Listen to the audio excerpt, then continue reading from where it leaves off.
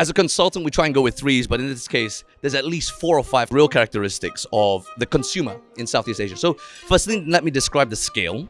Population size now getting to about 660 odd million people across the ASEAN 6 geographies.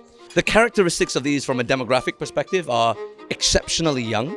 Over 50% of our populations are below 30, 32, 33 years old, and the majority of that are just entering the workforce right now. They're also characterized from a socioeconomic perspective of being now classed as middle income. So we have this rising affluent middle class, which we've only seen at this scale in China in the last 10 years and very recently in India as well. When you hit this GDP per capita, so I was investing in China for many years, of 10,000 US dollars per capita, which is what we're seeing now in major tier 1 cities across Ho Chi Minh, Hanoi, Bangkok, Singapore, of course, even Philippines in Manila, and of course Jakarta. Things happen very quickly. Consumers start to think not just about needs, but wants. And wants in the sense that it's their first two-wheeler vehicle.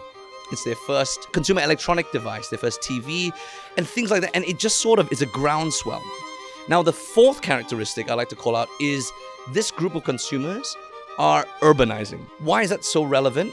It's because for the first time in the decades that we've seen ASEAN, where we always thought it was a large population size, the tier 1 cities are now starting to benefit from tier 2 and tier 3 cities. The populations of those cities, those tier 2, tier 3 cities, also entering that workforce, also entering that middle income class, also looking to buy much, much more than they previously did. And again, this is a groundswell, so it not just helps consumer businesses, B2B businesses, and these days, founding of companies is a lot easier because the talent pool is growing as well.